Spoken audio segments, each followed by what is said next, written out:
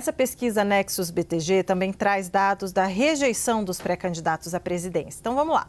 Aécio Neves, que já anunciou ter desistido da disputa, ainda aparece nesse levantamento e é o mais rejeitado. Vamos aos números. Aécio Neves soma 61% de rejeição, seguido de Flávio Bolsonaro, que é rejeitado por 50%. Já Lula, 46% rejeita o presidente. 44% rejeição de Cabo Daciolo. Zema é rejeitado por 36% dos eleitores. Renan Santos, Ronaldo Caiado e Joaquim Barbosa são rejeitados por 33% cada um. E Augusto Cury tem rejeição de 30%. Então, Marcelo, tão importante, né, quanto a gente olhar com lupa para aprovação, para avaliação de governo, é a questão da rejeição. Como você avalia essa rejeição até um pouquinho mais acentuada para Flávio Bolsonaro?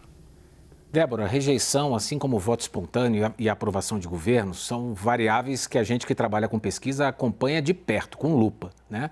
Ainda mais numa eleição como a brasileira, em que, normalmente, as eleições presidenciais, desde as vitórias de Fernando Henrique no primeiro turno, elas sempre chegaram à segunda etapa, ao segundo turno. E uma eleição de segundo turno, ainda mais com um candidato presidente, né, que é o caso do presidente Lula, é, em última instância, uma espécie de plebiscito, né? O eleitor vai decidir se mantém o presidente ou se troca. Hoje, se a avaliação e a aprovação do governo trazem uma certa má notícia para o Planalto, porque se estabiliza, né, para de melhorar a avaliação do governo, a rejeição traz uma boa notícia.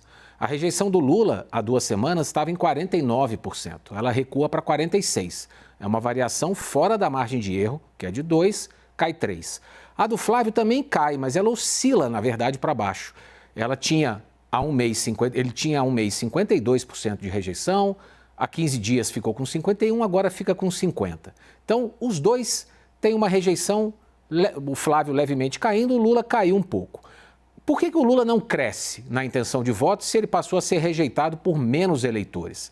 Provavelmente porque uma parcela desses eleitores, ao olhar acontecimentos ligados à campanha de Flávio Bolsonaro, principalmente a briga quase familiar, a disputa familiar por espaço político entre Michele e Flávio Bolsonaro, pode estar reconsiderando, né? Enfim, olhando para um candidato bolsonarista, ficando receoso e olhando para o Lula e cogitando votar nele. E por isso essa rejeição cai, mas não se traduziu ainda em voto.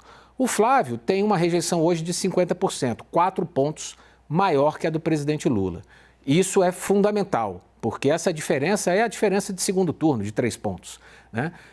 Se a gente voltar a 4 anos na disputa entre Lula e Jair Bolsonaro, durante boa parte da campanha, a rejeição de Lula era em torno de 9, 10 pontos inferior à rejeição de Bolsonaro. Ordem de grandeza, a gente está falando aqui de 45 a 55. Hoje, o Flávio larga com uma diferença muito menor, né, de 4 pontos. Então, ele está melhor do que o pai nessa mesma altura do campeonato, meados de junho. Mas ele tem o desafio de conseguir ou reduzir a rejeição dele, que hoje é quase um teto de 50%, né, ou então aumentar, com críticas, com tentativa de desconstrução, a rejeição ao seu adversário, que é o presidente Lula. A gente vai viver uma batalha de rejeição. E aqui a gente tem um dado que é muito relevante, Débora. A gente perguntou para os eleitores de Lula e de Flávio no segundo turno se eles votam em cada um dos candidatos porque o candidato é o melhor candidato entre os dois ou não, ou porque ele quer derrotar o adversário. E 23% dos eleitores brasileiros declaram hoje, esse dado é bastante estável ao longo das pesquisas, eles declaram que votarão no segundo turno não para eleger a sua preferência, mas para derrotar o candidato que eles menos gostam.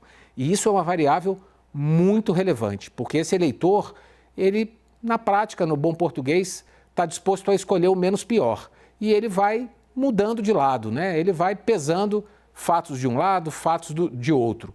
Hoje, né, esse eleitor está mais decisivo pró-Lula, que cresce 7 pontos do primeiro para o segundo turno. O Flávio cresce mais, cresce 10, mas o Lula consegue crescer 7 pontos do primeiro para o segundo turno. Agora, a rejeição é o que vai mais mexer, possivelmente, quando a campanha de fato se acirrar, quando os horários eleitorais, as críticas, as entrevistas começarem, um candidato vai tentar desconstruir o outro. Certamente cada um vai ter suas munições para usar, né, nesse período eleitoral, e a gente vai ter que ver qual vai ser o comportamento do eleitor. Hoje, o cenário é um pouco mais desfavorável para a candidatura de Flávio Bolsonaro.